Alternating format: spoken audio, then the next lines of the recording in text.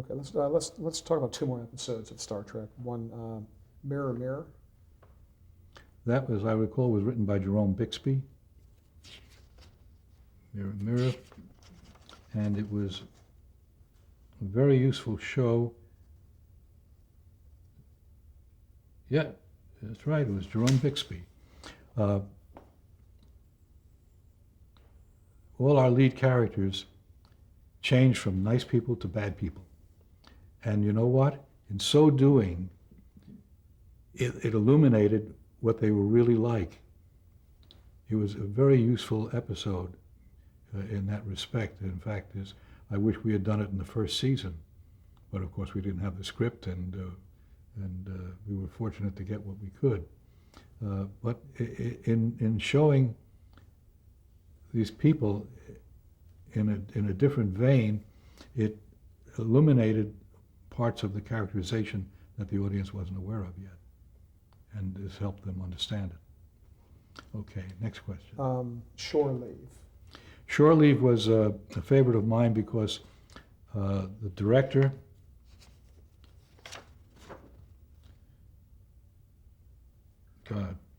whose name was Robert Spar, turned the show in on time, and it had everything in it. It was shooting on location. There were tigers. There was Little Red Riding, not Riding Hood. There was Cinderella, Little Red Riding Hood. There were various things that occurred in that show to make the show impossible to shoot in the allotted, how shall I put it, in the allotted 6 days. Well, it didn't do it in 6 days, it did it in 7.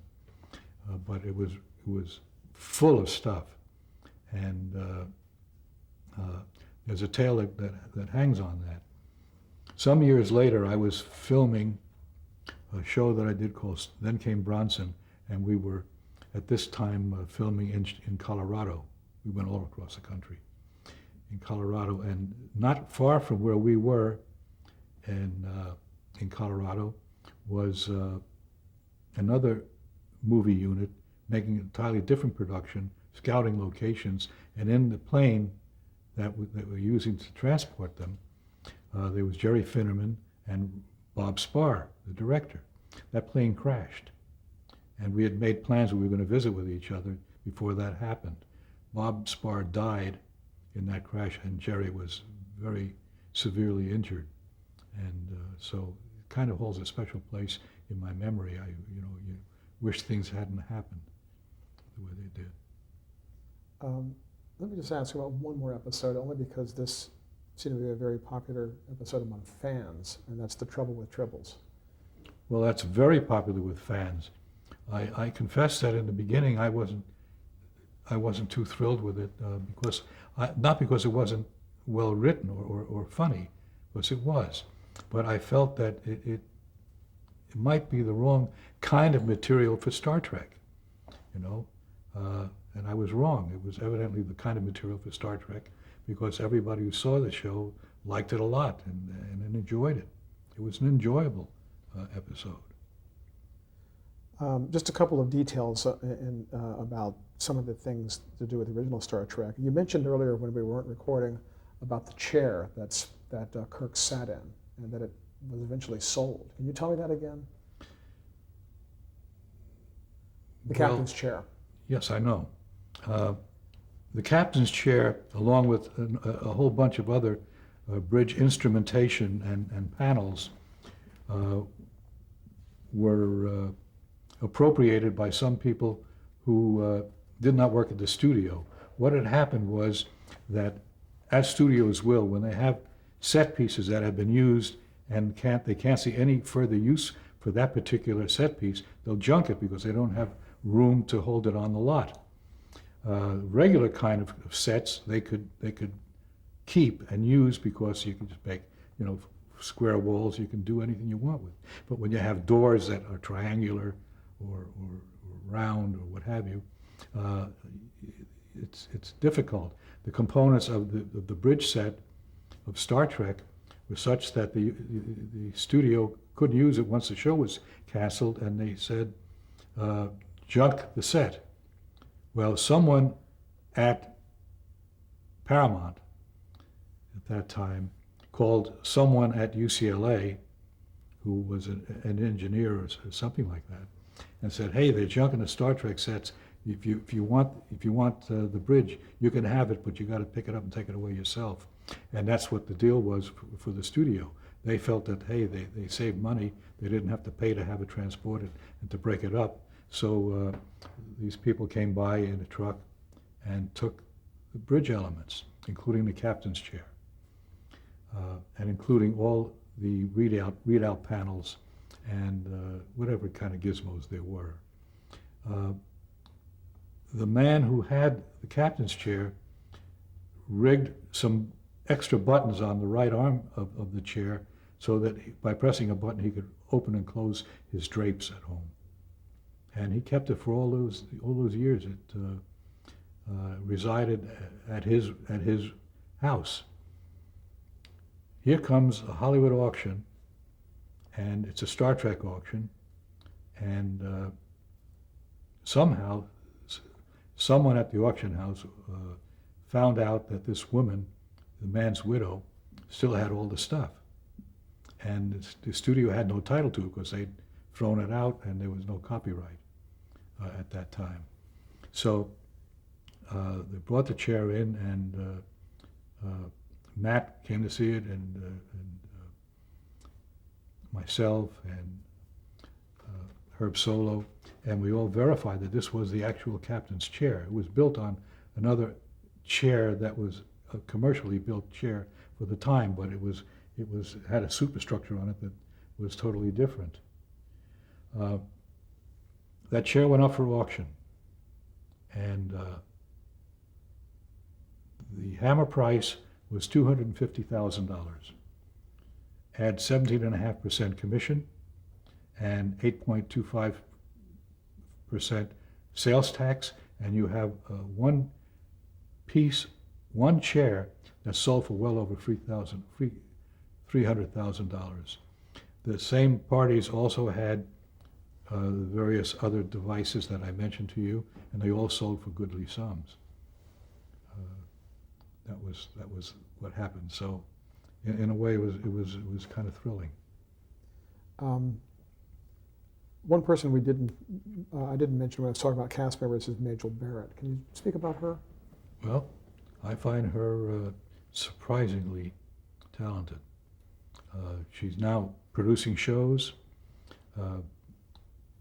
I didn't think she could act when she first came to Star Trek. Little did I know.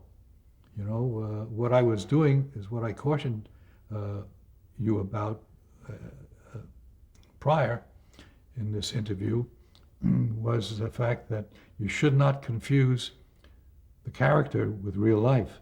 And that's what I was doing.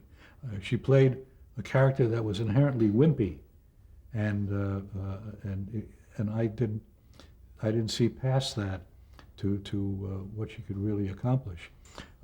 She was, I thought, terrific, and she made a great wife for Gene Roddenberry, and they had a fabulous life together. So things can't be all bad. I imagine, well, you can tell me, the fan culture, what was it like? What were the fans like at the time Star Trek was on the air, the original Star Trek? And then when did it start to evolve and grow and become sort of the very huge phenomenon that it became? Yes. The show originally must have been like manna from heaven for science fiction fans, because they were getting the real thing. We were doing what we thought was a science fiction show, but it was about people within a science fiction surround.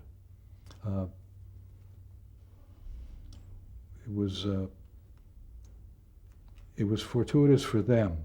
They were rabid, but they would write letters, and my being crazy enough, I replied to all the mail that I got, and I had several correspondences that still continue. One of which began with an 8 and a 10-year-old in Michigan, and continued for the next 30 some odd years to where they're now in their late 40s and they're settled, the boy and a girl. And there were other people like that, and I would just write nonsense to them, blowing off a little steam. The fans, I thought, were go. Okay, you just told me about corresponding with a couple of fans from the time they were children to their late 40s, and you were about to tell me more about the fans. We were talking about the fan culture. As with any group, any large group that has one central topic, some people are a little tough to deal with. And that's the case in Star Trek fandom as well as anything else. But the majority, and I'm saying the great majority of fans are sensitive to the way you want to be addressed and be approached, and they are supportive. Certainly, there was a tight coterie for the first couple of years of the show on the air, but nobody realized that its numbers in the ratings as sets in use did not apply, because you had people interested in this kind of a show who range from the ages, say, of 16 through. Can you hear her? Just about. I think we're good. You were talking about you had fans ranging from the age of 16, you were about to tell me. Yeah, say from the ages of 16 to 34.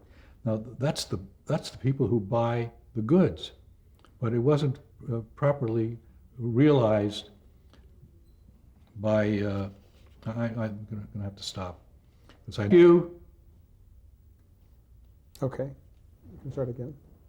Talking about the age range of the fans and the merchandising, I think. And the people who watched the show were mainly young, and they ranged from the age of 16 to 34, 36.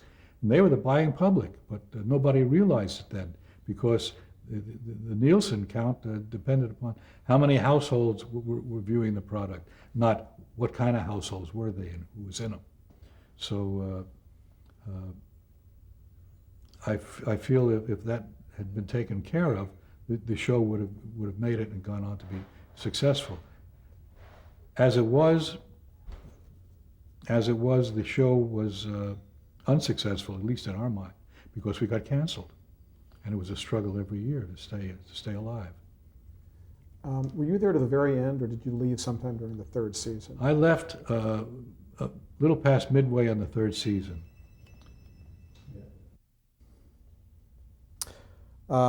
Okay, we were talking about, well, actually a couple things. We were talking about fan, but also you left in the third season of Star Trek, correct? Yes, I left in the third season of Star Trek while, I guess I could look it up, but it's not important. While we were filming, I don't know, the 14th show, something like that. But I had worked on scripts of everything that were going to happen too. Yes, I did walk. I felt like I was in prison, and I didn't like what was happening to the show. And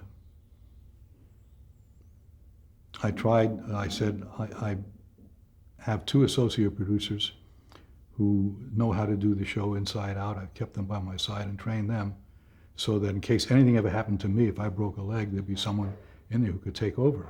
Incidentally, that did occur at the beginning of the second season. It was a Friday night, and we were having a couple of drinks in my office, and Ed Milkus and Greg Peters were there, and I felt a terrible pull. It ended up with, I got home, and I was in the hospital the next morning, and they started shooting while I was in the hospital, and luckily they knew what to do. So it's important when you're a department head to be backed up with someone who can take over. Okay, where were we? Okay. Before we move to the next generation, I want to talk a little bit more about the fans of the first show. When did the fan interest start to build after the show had left the air, to the point where a feature film was done, and then finally other spin-offs? It started building when the show started getting stripped, 5 episodes a week, one every night. And suddenly people who had never seen the show before were watching it, and a lot of young people were watching it. And that became the basis of its popularity. That was about 1972. From there, it just gradually built, or should I say, built like an express train. So the show got very, very popular in reruns, which is something that seldom, if ever, happens. Okay, now let's skip a little bit in time to the next generation. Okay. Yeah. The first show was over in 1967 or 8, I think. 69. 69. Okay, and then Next Generation came around, which was during the 80s. Right. Next Generation was filmed in the late spring of 1987. We started preparation on it in late 1986. We started filming in 1987, as I said, and continued on through a portion of 1970, the following year, 1987, 1988. I resigned, or actually I retired in 1988, and they went on to, I think, 6 more seasons, and the show was very, very popular. It encompassed everything that I'd always hoped to be able to do with Star Trek. I was always dissatisfied with the way the sets looked. They were cheap and kind of tawdry. Our effects were primitive. And finally, we could do something that had some class to it. And we also not only wanted to make the show look better in all respects, but to be better in all respects, if at all possible. Gene and I both agreed that we had to start with a brand new cast, and none of the new characters should be reminiscent of the old characters. You know, there's lots of diversity in the universe, according to Gene Roddenberry, and I think he's right. So he created some new characters for the show, and we were off and running because the casting, again, was very good.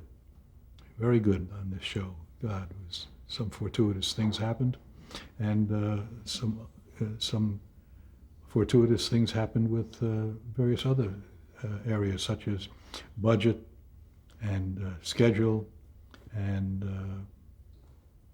like that. Just to back up just a second, how did it come about that you came back to that show? I mean, what were you doing at the time, right before the Next Generation began, and that you actually came back almost like this is over 15 years later after the original Star Trek, and here you were on the first new Star Trek television show. Well, I'd done other shows in between, and I had, in addition to that, I worked more sporadically leading up to the Next Generation, but I had other interests that I followed. I became entranced by what a policeman does, and I ended up joining the Los Angeles County Sheriff's Department as a reserve deputy, and I was a deputy and for 23 years, and I would actually go on patrol and work the street in black and white, and I've worked narco, I've worked Aero Bureau, and many, many things. When I got too old for that game, I worked as a reservist in the Detective Bureau, and we investigated burglaries and various other things.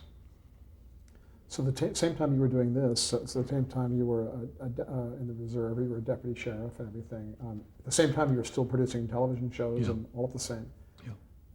Did a lot of people in the TV business know that you were doing this? Were they aware of it, or was it sort of just almost like a side part of you? I know the people on the show who had to know knew because we were working so closely together, but I didn't let my avocation get in the way of my regular line of work. I was able to space things out, and since I worked the PM shift when I was working the street, that wasn't too bad. I could go there at 3, 4, 5, 6 o'clock in the afternoon and turn in my 8 to 10 hours and then go home. The question about Star Trek Next Generation I wanted to really get at was there just a time when Gene Roddenberry picked up the phone and said, "Bob, we're starting up again. I want you back"? Is that how it happened? No, Gene never did it that way. Gene was kind of made end runs. I got invited to a party at Chasen's celebrating the umpteenth birthday of Star Trek. Gene was there, and so were a whole bunch of other people, including a lot of Paramount executives. And I may be foolish at times, but I can figure some things out. I said, why would Paramount spend the money to invite me to this party unless there was a particular reason for it? This was in September 1986. And I said, why? I wonder if they're maybe thinking of doing a new Star Trek series. Didn't do anything about that.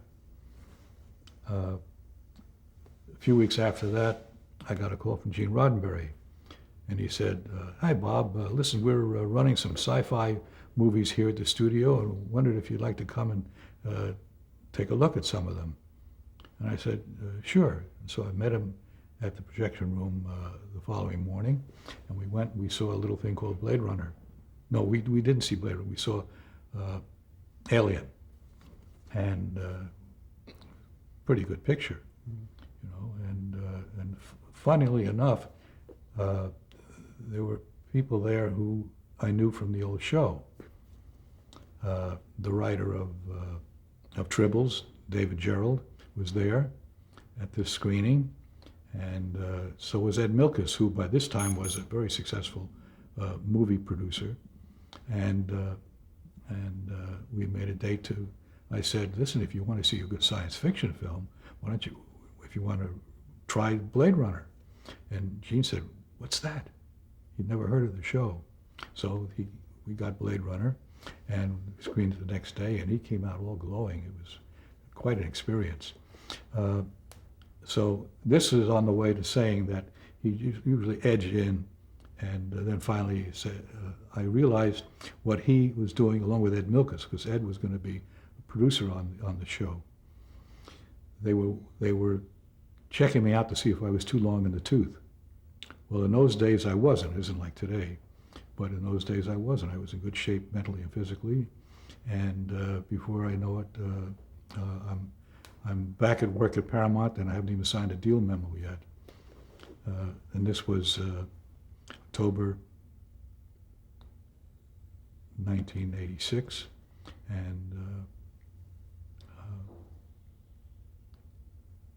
amazing, just amazing. I was turned on by the fact that I was doing this and having a chance to prove that Star Trek could really be a successful show from the get-go.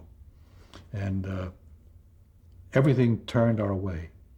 Whatever we did worked out just fine. Our casting was easy, and the only difficult casting was casting of Patrick Stewart, who Gene was opposed to having on the show.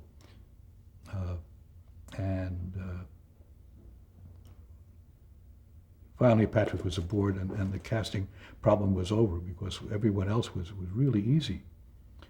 Was there a story there about why Gene didn't want to cast Patrick Stewart?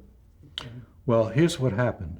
I took my wife and my son to an extension course at UCLA in Royce Hall, and we were to see several actors, an actor and an actress, do some cold readings on Shakespeare comedies and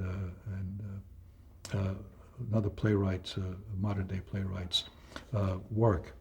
And Patrick was announced, and he and the other actress came in and sat down up on the stage. And I didn't recall him, the fact that he had been in some of the shows that I liked very much, like Claudius, and Tinker Tailor, and Smiley's People. I was so taken with Patrick when he started to read that I turned to my wife and I said, I think I found our new captain. And I set up a meeting the following week. I found out where Patrick was. And we had a meeting with Patrick, Gene Roddenberry, and myself at Gene's house. It lasted maybe 30 or 40 minutes. It was very pleasant. And then Patrick said, well, please excuse me, I have to take this car back to the airport. I'm flying home to London. And so we said goodbye to him, and we watched him go as he drove away. And then Gene closed the door and turned to me and said, quote, I won't have him. And no matter what I said, no matter how hard I tried, he was just adamant about it. And I think it's because he had envisioned a Frenchman with a lot of hair, and here's this bald Britisher, and he just wasn't up to that. When Rick Berman got on the show, and I told him about Patrick, he went ape for him. He thought he was terrific. And Jeannie, our casting director, was also very, very much in favor of Patrick in that role. We exhausted the supply of available captains in Hollywood. We really had a difficult time of it until the last possible important candidate walked out the so-called casting room door and closed it, and it was silence in the room. There was Gene and Rick and the casting director and her assistant and myself. And it was just silence. And we were going to shoot in a couple of weeks. We didn't have a leading man. Gene heaved a heavy sigh, turned around and said to Rick and I, he said, all right, I'll go with Patrick. And the wheels started turning. I mean, everything started happening. We, wardrobe fittings, discussions, everything that needed to be done, including a tryout of Patrick's hairpiece, which we had sent from London, and which when he put it on, we all screamed as one person, take it off, take it off. It was awful. It was a terrible, terrible piece. So we sent him up to meet the studio brass just the way he was, and they said, absolutely, he's fine. We like the choice. And we were off to the races. Everything went off on schedule, even to the point of all important optical effects that were done by ILM. ILM had to compete for the project along with all the other important firms in that business. I secretly wanted ILM, but it became a reality when it turned out that ILM had a downtime period just when we were preparing this show, and a cheap deal would ensure that they could keep their permanent personnel on long enough to weather the distance and to come back to work. Can we pause? Let's pause.